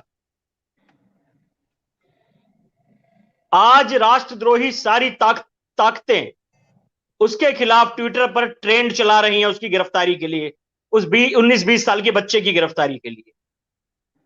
ये लोग खुलेआम देश को तोड़ने की बातें करते हैं, इनके खिलाफ कोई मुहिम नहीं चलाता हमारा समाज।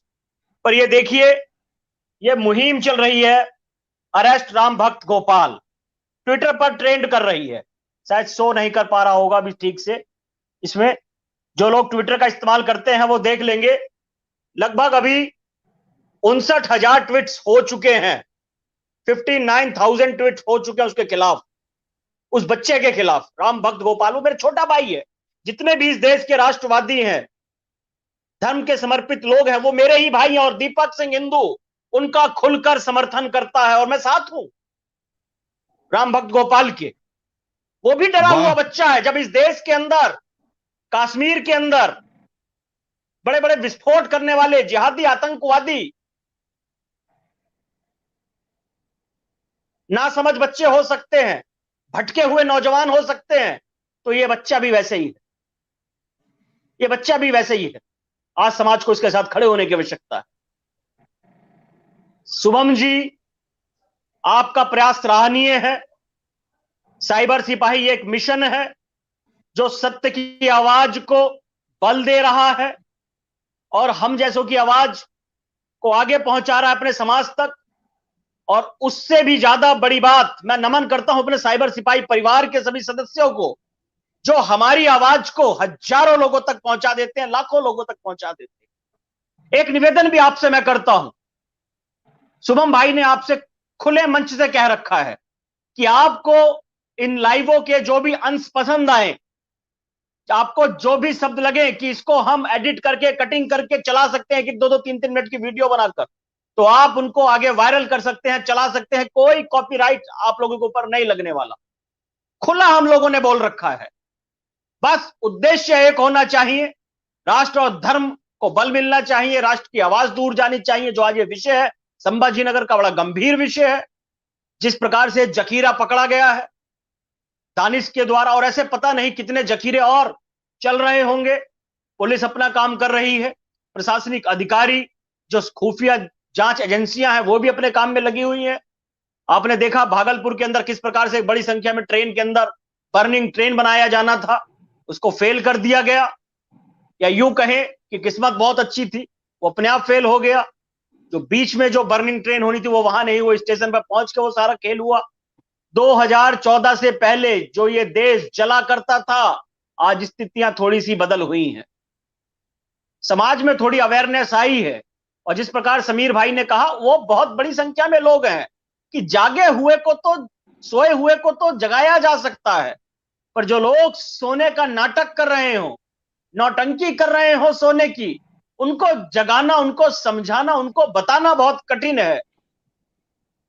पूरा देश आज बारूद के ढेर पर बैठा हुआ है। ये देश हमारा है, ये सनातन संस्कृति हमारी है, तो इसकी रक्षा की, इसकी संरक्षण की जिम्मेवारी भी हमारी ही है, प्रत्येक राष्ट्रभक्त हिंदू की है। और मैं गौरव के साथ कहता हूं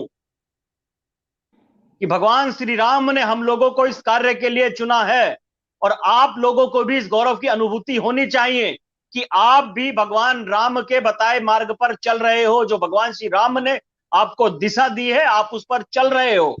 इसके लिए आप अपने आप को गौरवान्वित महसूस करा करें। कठिनाइयां आएंगी और कठिनाइयां आ भी रही हैं, इससे कोई दिक्कत नहीं। जब भी कभी कठिनाइयां आप लोगों को लगे आ रही हैं हमारे जीवन के अंदर, व्यक्तिगत जीवन के अंदर, तो आप भगवान श्री राम, भगवान श्री कृष्ण, छत्रपति शिवाजी महाराज, गुरु गोविंद सिंह जी, संभाजी महाराज, जितने भी भगत सिंह, चंद्रशेखर आजाद, जितने भी महापुरुष हुए हैं, जिनकी वजह से आज हमारे नाम, हमारी शिखा, हमारी तिलक जीवित है, सुरक्षित है, संरक्षित है, उन महापुरुषों को याद कर लिया करें, उनका चिंतन कर लिया करें कि किन परिस्थितियों में उन लोगों ने काम करा होगा। आज की परिस्थितियां तो शायद उस समय से कुछ बेटर है, कुछ अच्छी है। हम लोगों को शायद उतनी कठिनाइयों में कार्य नहीं करना पड़ रहा जितनी कठिनाइयों में उन लोगों ने काम करा था, क्योंकि तब शासन दूसरों के हाथों में था, सत्ताएं दूसरों के हाथों में थी, शक्तियां दूसरों के हाथों में थी। आज तो भी बहुत सारी चीजें हम लोगों के पास में है। तो आज भी यदि हम ये सोने की नौटंकी ना छोड़कर और ना लगे राष्ट्र और धर्म के कार्य में, तो जो आने वाली पीढ़ियां होगी, जैसे आज हम गौरव के साथ कहते हैं कि हमारे पूर्वजों ने हमारी शिखा और हमारे तिलक को बचाया है, और आज हम गौरव के साथ अपना नाम सनातनी बोलते हैं, तो हमारी आने वाली पीढ़ियां थूकेंगी हमारे मुंह के ऊपर कि हमारे जो पूर्वज थे वो नपुंसक थे, वो कायर थे, वो नहीं बचा पाए इस देश को, वो नहीं बचा पाए सनातन संस्कृति को। जो 1-2% लोग बचेंगे विदेशों के अंदर, जो चले जाएंगे इस देश को छोड़कर, पलायन कर जाएंगे, वो थूकेंगे हमारे मुंह के ऊपर। और मैं नहीं चाहता कि दीपक सिंह हिंदू के मुंह के ऊपर उसकी आने वाली पीढ़ियां थूकें। मैं जब तक जीवित हूं राष्ट्र और धर्म का कार्य करूंगा और भगवान श्री राम के श्री चरणों में प्रार्थना करूंगा। यदि मैं इस धर्म के कार्य को करता हुआ चला भी जाऊं तो पुनः मुझे इसी धरा पर जन्म दें और इसी कार्य के लिए मुझे अनुग्रहित करें कि मैं पुनः इसी कार्य को करूं। और जब तक मुझको मोक्ष नहीं प्राप्त होता तब तक मैं सतत इसी पवित्र कार्य को करता रहूं। मुझे मोक्ष नहीं चाहिए, मुझे चाहिए इसी धरा पर रहकर अपने इस पवित्र कार्य को करना। मैं चाहता हूं इस मातृभूमि की सेवा के लिए सतत कार्य करता रहूं, जितने भी जन्म लूं अपनी इस मातृभूमि की सेवा में लगाऊं। और निवेदन करना चाहता हूं अपने राजनेता बंधुओं से, आज देश कठिन परिस्थितियों में है, आपके हाथों में सत्ता की ताकत है, तो कृपया करके हम जैसे डरे हुए लोगों को निवेदन को समझें, सुने। आपको बहुत बड़ी ताकत मिली हुई है, हम लोगों की बेटियों को बचाएं, हमें बचाएं, हमारे घरों को बचाएं, क्योंकि राजनीतिक ताकत बहुत बड़ी ताकत होती है। कानून बदले जा सकते हैं, संविधान के अंदर अमेंडमेंट करा जा सकता है, यदि आज सत्ता की ताकत हमारे हाथों में है तो। अन्यथा भगवान ना करे ये सत्ता की ताकत हमारे हाथों से चली गई तो इस देश के अंदर वो होगा जो शायद 1947 के अंदर भी नहीं हुआ। तो इसीलिए हमें जितनी हमारे पास सामर्थ्य है वो पूरी सामर्थ्य लगाकर राष्ट्र और धर्म के संरक्षण के लिए, रक्षण के लिए एकजुट होकर, संगठित होकर, अपने सारे व्यक्तिगत मतभेदों को भुलाकर, राजनीतिक मतभेदों को भुलाकर, ऊंच नीच मतभेदों को भुलाकर, क्षेत्रवाद के मतभेदों को भुलाकर केवल और केवल एक मंच पर आना होगा और वो होगा भगवा ध्वज। सबको भगवा ध्वज स्वीकार करना होगा। आज ये छोड़ना होगा कि मैं क्षत्रिय, मैं ब्राह्मण, मैं दलित, मैं शूद्र, मैं बसपा, मैं बीजेपी, मैं कांग्रेस, मैं आम आदमी पार्टी, सब कुछ भूलकर केवल और केवल सनातनी बनना होगा। तब तो हम इस आने वाली आंधी का विरोध कर सकते हैं, उसके मुंह को मोड़ सकते हैं। अन्यथा वो होगा इस देश के अंदर जो शायद आप और हम कल्पना भी नहीं कर सकते। शुभम भाई, जो आप और हम कल्पना भी नहीं कर सकते। बिल्कुल सही कह रहे हैं दीपक भैया, शब्द से सहमत हूं।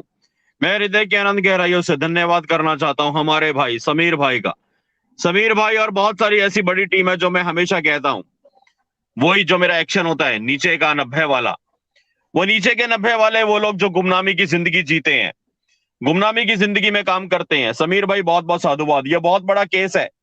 जिस तरह से मोहम्मद उमर गौतम हो, हाजी जहांगीर हो, या उसके बाद में हमने कल जो दीपक भाई आप साथ में थे, कोर्ट के अंदर मतांतरण वाला केस निकाला।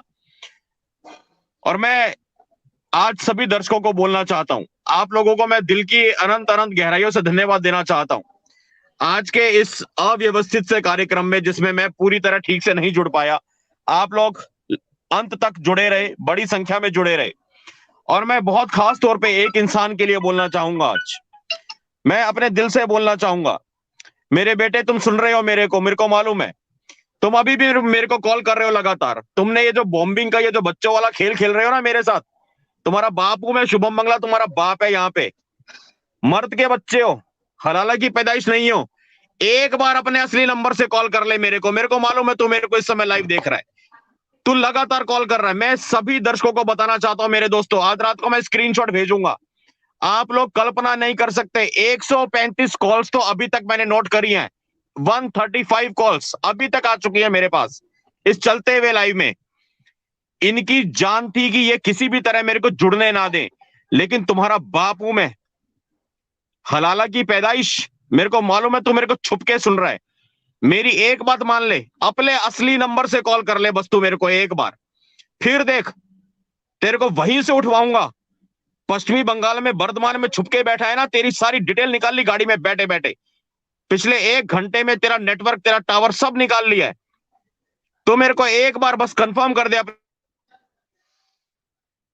जी, तो आपने देखा किस प्रकार से इस राष्ट्र के अंदर ऐसी शक्तियां, विघटनकारी शक्तियां फन फैला रही हैं और इस फन फन को कुचलने के लिए, दबोचने के लिए हमारे साथ वीर योद्धा बड़ी बड़ी संख्या में मौजूद है। और ऐसा नहीं है कि ये भारत माता निपुती है, निपुती नहीं नहीं नहीं, भारत माता हमेशा सपूतों को जन्म देती रहती है। आज हमारे साथ ऐसी जगह से जहां पर हिंदुत्व का नाम लेने पर कई लोगों को गायब कर दिया गया, ऐसी जगह से हमारे साथ जुड़े हैं संभाजी नगर से समीर भाई। समीर भाई आप बताइए, इतनी देर से आप सुन रहे थे, आप बताइए कि इस देश के लोगों को, कई लोग यह कह रहे हैं कि हम सब भाई भाई आपस में भाईचारा, और गंगा जमनी और जमुना की वो सरस्वती, ये सब पता नहीं क्या क्या नदियों के नाम लेके एकता की बातें करते हैं। हम भी एकता चाहते हैं और आई लव मुस्लिम्स हम बार बार कहते हैं, और इसी को मेरे मेरे प्यार को देखते हुए कई सारी शफीना, रूबीना, हसीना, अफसाना ये लोग घर वापसी कर रही हैं। मैं उस प्रेम को बराबर जारी रखूंगा और मैं चाहता हूं कि ये मेरा प्रेम बना रहे। आई लव मुस्लिम्स मैं कहता रहूं और वो भी हमारे घर में आती रहे। जी जी समीर भाई आप बताइए, किस स्थिति में वहां के हिंदू रहते हैं आपके यहाँ पर? जी मैं बताने के पहले तो मैं आपको ये कहना चाहूंगा कि दुर्जनों की सक्रियता से ज्यादा सज्जनों की निष्क्रियता ये ज्यादा घातक होती है। और यही संभाजीनगर के हिंदुओं की परिस्थिति है। यहाँ के हिंदू निष्क्रिय है, कुछ नहीं करते, और दुर्जन जो सक्रिय है और उनके ऊपर अत्याचार डायरेक्ट इनडायरेक्ट तरीके से करते हैं, आपके सामने है। दंगल की वीडियोस आपके सामने है, दंगल की गुलेल आपके सामने है। कुछ प्रमाण पर आपके मार्गदर्शन में दीपक भाई जैसे हमारे जो मित्र है, शुभम भाई जैसे जो हमारे मित्र है, जिन्होंने लोगों को जागरूक किया है, उस वजह से आज हम इन्हें प्रतिकार कर रहे हैं। कहीं ना कहीं छोटे लेवल पर क्यों ना हो, बड़े लेवल पर क्यों ना हो, और इसी प्रतिकार के ऊपर, इसी धर्म जागरण की वजह से आज हम लोग एकत्रित हुए हैं, इन्हें प्रतिकार कर रहे हैं। कहने का तात्पर्य आखिर यही है कि जैन बुद्ध सिख हिंदू हम सब है भाई बंधु। और जब तक हम चार लोग एकत्रित, हमारे देवता एक है, हमारा डीएनए एक है, हमारी पार्श्वभूमि एक है, हमारी मान्यताएं एक है, तो जैन बौद्ध सिख हिंदू हम सब है भाई बंधु, ऐसा एजेंडा लेकर के जब तक हम समाज में नहीं उतरेंगे, रास्ते पर नहीं उतरेंगे और इन ताकतों से नहीं लड़ेंगे, तब तक ऐसी परिस्थिति को तो हमें सामना करना ही है। और रही बात संभाजी नगर की, तो मैं तो बस यही प्रार्थना करना चाहूंगा कि संभाजी नगर में चलो जो हालात जो खराब हो गए वो हो गए, लेकिन अब बाकी जो शहर है, बाकी जो राज्य है, सुधर जाइए, जगिए, सुधर जी जाइए, जगिए। आप अभी आपके पास समय है, संगठित हो जाइए, और संगठन ही एकमेव ऐसा सॉल्यूशन है। देखिए, जब भी हिंदू संगठित होता है, भारतवर्ष के ऊपर, भारत माता के ऊपर, हिंदुस्तान के ऊपर इसके पहले भी बहुत सारे आक्रमण हुए, हजारों सालों से आक्रमण हो रहा है, लेकिन हिंदू खत्म नहीं हुआ, हिंदुत्व खत्म नहीं हुआ, आज भी टिका है, आज भी खड़े हैं, और आज भी लड़ रहे हैं, और आने वाले कल भी लड़ेंगे। लेकिन हम किस बलबूते पर लड़ रहे हैं? तो हमारे संगठन के ऊपर लड़ रहे हैं। हम सब जब तक संगठित है, हम जब और ज्यादा संगठित हो गए, तो ये आक्रमण जो हम पर कर रहे, हम इन्हें कायम का खत्म कर देंगे। तो इसलिए मैं इस साइबर सिपाही के इस मुहिम के माध्यम से, आप जैसे गुरुवर्य के माध्यम से, शुभम जी और दीपक जी जैसे हमारे भाई के माध्यम से, मैं बस एक ही प्रार्थना करना चाहूंगा कि आप सबको और आप सब मिल करके हिंदू एकत्रीकरण का कार्य बहुत विस्तारित रूप से करिए। और हिंदू सिर्फ एकत्रित नहीं होना चाहिए, तो प्रशिक्षित भी होना चाहिए। आज हमारे हिंदू बच्चे, छोटे छोटे बच्चे जो एकत्रित होने जब जाते हैं, तो कहाँ जाते हैं? ट्यूशनों को जाते हैं। उसके बाद वो कहाँ जाते? कॉलेजों में जाते हैं। सवेरे ट्यूशन जाएंगे, दोपहर को कॉलेज जाएंगे, शाम को घर आ जाएंगे। लेकिन जो हम पर आक्रमण करते हैं, उनके बच्चे मैदानी खेल खेलते हैं, जिम को जाते हैं 11वीं 12वीं में, बॉडी बनाते हैं।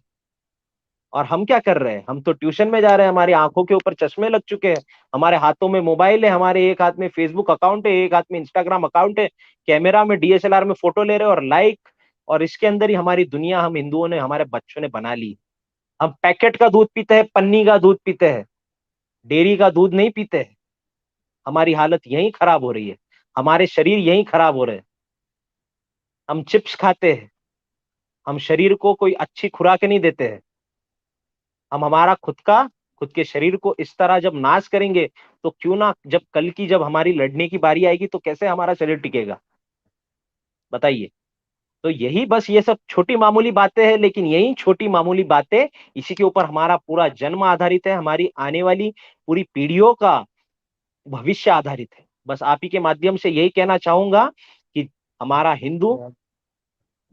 हिंदू संगठित हो, एकत्रित हो, और इस जो हमारा हिंदू राष्ट्र बनाने का जो सपना है, और क्यों ना हो वो हिंदू राष्ट्र बिल्कुल बनेगा, इस सपने में हम अभूतपूर्व सहभाग ले और हिस्सा बने। जी दीपक जी, जी जी बोलिए बोलिए दीपक जी। जी स्वामी जी बस 1 मिनट की मैं अपनी बात को रखूंगा।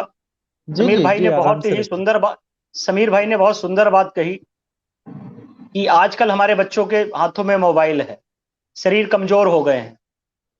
इसी कड़ी को आगे बढ़ाते हुए हम लोग, क्योंकि मुझको मालूम है शास्त्रों से संस्कृति की रक्षा होती है और शस्त्रों से अस्तित्व की, इसलिए संस्कृति की और अस्तित्व की रक्षा के लिए शास्त्र भी जरूरी है और शस्त्र भी जरूरी है।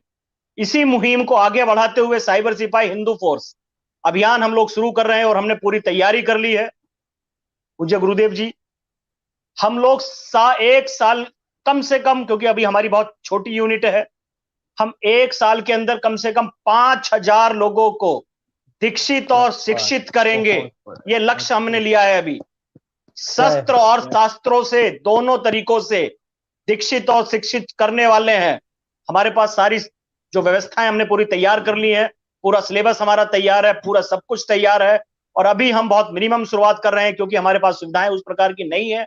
हम पर 1 साल के अंदर 5,000 लोगों को शिक्षित और दीक्षित करने वाले हैं। ये मैं बता देना चाहता हूं अपने साइबर सिपाही परिवार के लोगों को। 5,000 लोग अपनी आत्म सुरक्षा के लिए, अपनी परिवार की सुरक्षा के लिए, अपनी संस्कृति की सुरक्षा के लिए शस्त्र और शास्त्र दोनों से शिक्षित और दीक्षित होंगे। ये मैं खुला बता देना चाहता हूं। आज 8 जुलाई है, हम कोशिश करेंगे जो अगले 2022 की 8 जुलाई आए, 5,000 लोग पूरे देश भर के शस्त्र और शास्त्रों की ट्रेनिंग लेकर राष्ट्र और धर्म के कार्य में लगे होंगे। जी जी जी आदरणीय दीपक जी ने कितना बेहतरीन प्लानिंग तैयार किया, और वो प्लानिंग हम पूरा ओपन नहीं करेंगे, ये तो छोटे से पॉइंट्स यहाँ पर बताएं। आप अपना सहयोग करेंगे तो उसका पूरा का पूरा स्वरूप आपको देखने को मिलेगा, और ऐसा फल मिलेगा आप लोगों के सामने, जिसे खाने के लिए आपकी कई पीढ़ियां इस भारत के अंदर रहेगी, वरना यह भारत नष्ट होने की कगार पर है। आप साइबर सिपाही को क्या देते हैं? आप साइबर सिपाही को अपना कीमती समय देते हैं, तो ये आने वाली आपकी कई कई पीढ़ियों को सलामत रखेगा, सुरक्षित रखेगा। आज साइबर सिपाही को दी हुई आपकी एक एक पाई, ये यहाँ पर नीचे हमारा मेल है, ये हमारे यूपीआई है। इस यूपीआई में जब आप सहायता करते हैं ना, तो कहीं ना कहीं कोई ना कोई दानिश अपने मंसूबे को अंजाम देने के पहले ही पकड़ा जाता है। कहीं ना कोई उमर गौतम वो अपना खिलवाड़ करने के पहले ही धरा जाता है। तो आप कहेंगे कि जी स्वामी जी उसने 1,000 को कर लिया, तब तक आपकी साइबर सिपाही की टीम चुप क्यों थी? साइबर सिपाही थोड़ा अलग प्रकार का शिकारी है, ठीक है। वो पहले दौड़ाता है, पहले हम तेल को देखते हैं, तेल की धार को देखते हैं, और फिर उसे ऐसी मझधार में ले जाकर खड़ा कर देते हैं जहां उसे बचने के लिए कोई जगह नहीं होती। और आप देखिए कि आज उस उमर गौतम के पास बचने के लिए एक भी, चाहे उसके पास 5,000 वकीलों की फौज है, समीर भाई उसके पास 5,000 वकील है और इससे भी ज्यादा है, उसके पास जमीयत उलेमा हिंद, दारुल उलूम देवबंद जैसे कई खतरनाक संगठन है, लेकिन आज उसके पास बचने के लिए एक पॉइंट भी नहीं। उसने ऐसी जगह से फंडिंग लिए हैं, ऐसी खतर, ऐसे ये दानिश अब मुझको नहीं लगता, ये दानिश का पूरा गिरोह अब हम अब भारत सरकार उसको देखेगी, वो बातें मैं यहाँ नहीं बोलता। आप सभी से कहता हूँ इस वीडियो को इतना शेयर कर दीजिए, घर घर पहुंचा दीजिए कि आपका शत्रु किस तैयारी में लगा है। आप इसके साथ राखी बंधन, रक्षाबंधन के त्योहार मनाने की सोच रहे हो। मैं हाथ जोड़ करके कहता हूँ हिंदू बहन बेटियों से, वो हाथ पर मत बांधना उनके धागा, क्योंकि वो समझते हैं इसे इसे बिल्कुल बेकार समझते हैं। वो वीडियोस भी हम आपको बताएंगे। रक्षाबंधन आने वाला है, अरे भाइयों अपनी बहनों को कहना कि किसी दानिश की कलाई पर राखी मत बांध देना, नहीं तो कल तेरा दुपट्टा खींचने के लिए कोई ना कोई अब्दुल, कोई ना कोई इब्राहिम, कोई ना कोई शाहरुख खड़ा मिलेगा, और कहीं ना कहीं किसी ना किसी निकिता तोमर के साथ कोई अत्याचार कर रहा होगा। आप यह देखिए कि आप अगर भाईचारा बनाने जाओगे, बंधन बांधने जाओगे उनके साथ रक्षा के, वो रक्षा नहीं करने वाले आपकी, वो तैयारियां कर रहे हैं। ये वीडियोस देखना आप, अगर अभी हमारी टीम यहाँ पर चलाएगी वो वीडियोस, कितनी बड़ी मात्रा में सिर्फ संभाजी नगर में हथियारों का जखीरा मिला है, घर घर पहुंच चुके हैं। और मैं कहता हूं कि हम माँ की सामग्री घर घर होना चाहिए दीपक जी सबके। हम माँ की पूजा नहीं कर रहे, माँ की पूजा करो मेरे प्यारे भाइयों बहनों हिंदुओं। समझो मेरी बात को, कम कहता हूं ज्यादा समझा करो। घर घर में माँ की सामग्री लाओ, माँ प्यार देगी, माँ दुलार देगी, और माँ सुरक्षा करेगी।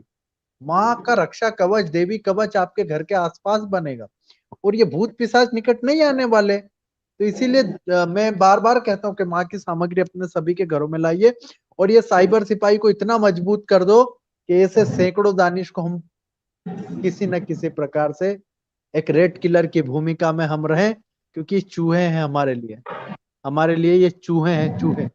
जी जी शुभम भाई, आप अगर हैं तो यहाँ पर अपनी। मैं हूँ मैंने एक्चुअली अपनी चेंज कर रहा हूँ लोकेशन, थोड़ा आगे आ रहा हूँ, मैं ड्राइव कर रहा हूँ। मैं सुन रहा हूँ जी आपको शुभम लगातार। भाई। स्वामी जी बहुत अच्छा बोल रहे हैं आप। जी शुभम समीर भाई। भाई, दीपक भाई बहुत बढ़िया बोल रहे हैं। जी नहीं नहीं, आपने सिखाया शुभम भाई, मुझे इतना सारा सिखा दिया आपने। स्वामी जी क्या बात कर रहे हैं। आप हमारे गुरु हैं जी, वाईटी के। शर्मिंदा कर रहे हैं स्वामी जी, मैं क्षमा चाहता हूँ, बस आज नहीं तो, परिस्थिति नहीं ऐसी तो बन गई। इतनी देर बोलने के पहले तो हमारे वीडियो लाइव उड़ जाते हैं। अब तो देखो मैं आई लव मुस्लिम से भी बोलने लगा हूँ, देखो ना शुभम भाई। अरे स्वामी जी कमाल है, आप अद्भुत हो स्वामी जी। नहीं स्वामी नहीं, जी एक बात आपकी तो, जो बाबा की बॉलीवुड क्लास है उसके जी जी एक दीपक बात जी। तो जी है, स्वामी जी। प्यार जी तो रियल में हमसे वही करते हैं। जी जी। देखो इनके रात लिए में तो सुन। आई हाँ लव यू बनता है। हाँ, बनता है आई हमारी लव यू। अरे हमारी पोस्टों को हमें जितना प्यार, जितना स्नेह, जितना सम्मान वो लोग हमें फोन करके देते हैं, हमारी पोस्टों को जितना शेयर करते हैं, हमारी वीडियो को जितना शेयर करते हैं, तो मैं स्वामी जी आपकी बात से सहमत हूँ। आई लव यू तो बनता है, जहां छुप छप के आप लोग देख बनता रहे हो। है जी। मजा आ रहा है जी। ठीक है, लगे रहो। और कहना कि रुखसाना रुखसाना जरा दो बातें करके चली जाना, ऐसा हमारे हिंदू भाई आए, यहाँ पर लिख रहे हैं। आए, जी मैं वाह नहीं कह स्वामी रहा, जी। यहाँ लिख रहा है, कमेंट्स में अरे लोग लिख जियो रहे स्वामी जी, हैं। मौज जी। कर दी। तो यहाँ कई हमारे भाई लिख रहे हैं कि तो मैं कहना चाहता हूँ उन सभी से कि 1,000 बहनें एक साथ मुंबई में घर वापसी कर रही हैं, और उन सभी को मैं दिलेर हिंदू युवक के साथ घर बसवाएंगे। कुछ साध्वियां बनना चाहती हैं, वो अपने अपने आश्रम में जाएंगी, कोई हिंदू स्थानों को संभालेगी। समीर भाई मैं फिर कहता हूँ कि इस देश का हिंदू अगर लग जाता 1947 में ही, तो आज हमारे देश के अंदर कचरा नहीं होता। ध्यान दीजिए, मैं एक किसी खास वर्ग को कचरा नहीं कह रहा, मैं कचरा उस सोच को कह रहा हूँ जो इस राष्ट्र के। अरे इन्हें क्या जरूरत है समीर भाई, ये तलवार बलवार क्यों लेके रख रहे हैं, क्या कारण, क्या इनका पीछे का मंसूबे, क्या। पुलिस को पूछना चाहिए ना, जो पुलिस स्वामी जितेंद्रानंद सरस्वती को रात को 2-2 बजे फोन करके ये पूछती है कि स्वामी जी आप कहाँ हो, क्या कर रहे हो। मैं उस पुलिस के अधिकारियों को कहता हूँ, तुमच्या डोकामध्ये काय रे, काय काय आहे। हाँ? हाँ? थोड़ा थोड़ा अपने दिमाग को सुधारो, बादाम खाओ, आलमंडों का ऑयल का मालिश करो, तो थोड़ा दिमाग के अंदर जादुई शक्ति आएगा। ये दानिश क्या कर रहा था, ये दानिश क्या कर रहा था, बताना जरा समीर भाई, क्या कर रहा था ये इतनी सारी तलवार ले जाके, कहीं बर्थडे के केक काटने जा रहा था क्या। क्या पता प्रभु, तलवार अब एक एक जगह पे कहीं भाड़े पर दे रहा था, किसी प्रोग्राम के लिए देता था, और कब तलवार बेच देता था। इस तरह का वो और हर तलवार के पीछे 1000 रुपए प्रॉफिट भी कमा रहा था।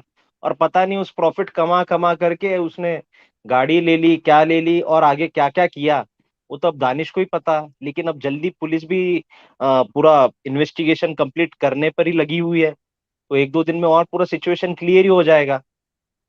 नहीं, मैंने गृह कि सिर्फ मंत्रालय को तलवारें हमने भी बेची है। मेल मैंने भी गृह मंत्रालय को मेल डाला। मैंने कहा इतनी सारी दानिश क्या कर रहा है? और वो जो जाफरी, मैं जाफरी को कहता, जाफरी ओ अली अली अली जिशान जाफरी, ये हमारा वीडियो तो तुम देखते हो साइबर सिपाही का, तो मैं तुमसे हाथ जोड़ के मैं तो प्रार्थना कर सकता हूँ, वो नवाज वाज तो पढ़ना नहीं आता मेरे को, और हम लोगों को सिखाओगे तो सीखेंगे, फिर आपको बताएंगे कि नवाज में क्या है।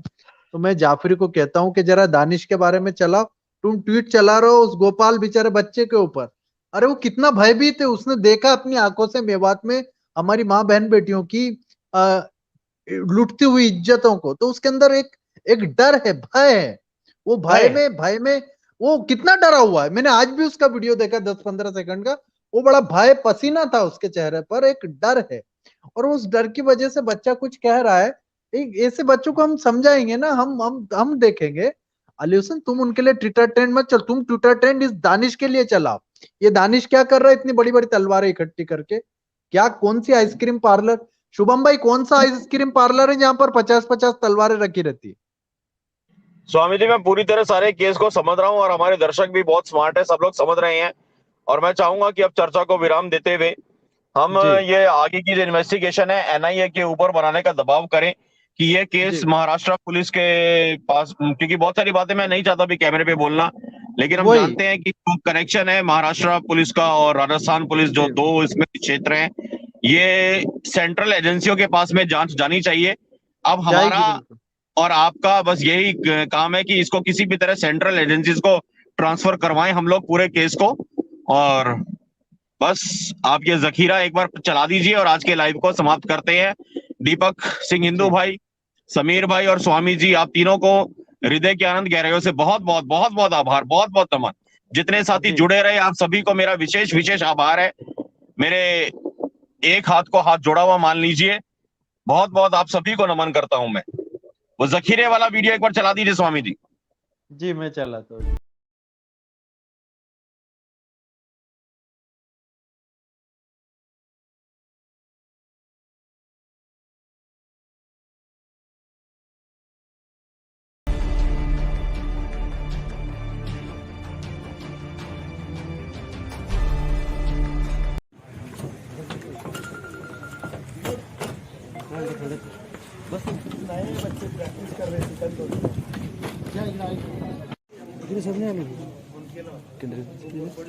केंद्रीय सर ना आहे ना आपल्या असतील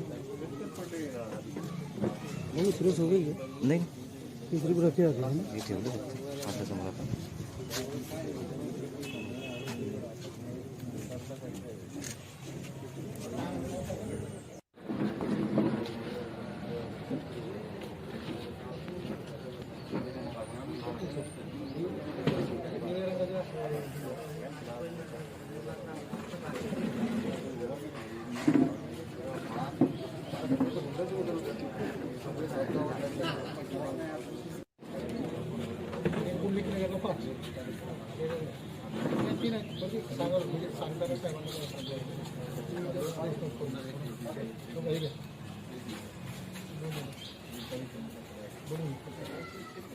उसकी झड़ती लेने के बाद हमें उसमें से 5 तलवारें बरामद हुई।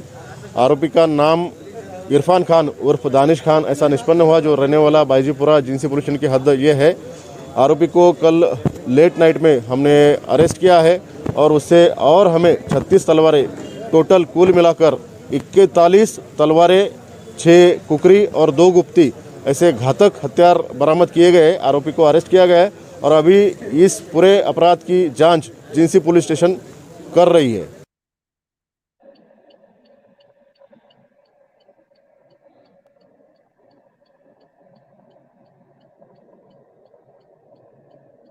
बहुत बहुत धन्यवाद आप सभी का इस लाइव में जुड़े रहने के लिए। हृदय के आनंद गहराइयों से बहुत बहुत धन्यवाद मेरे दोस्तों। हम लोग कल रात को मिलेंगे 10 बजे किसी और विषय के साथ में। आप लोग संगठित रहिए, सुरक्षित रहिए और साइबर सिपाही को अपना सपोर्ट बना करके रखिए। बहुत बहुत धन्यवाद। जय श्री राम, जय जय श्री राम।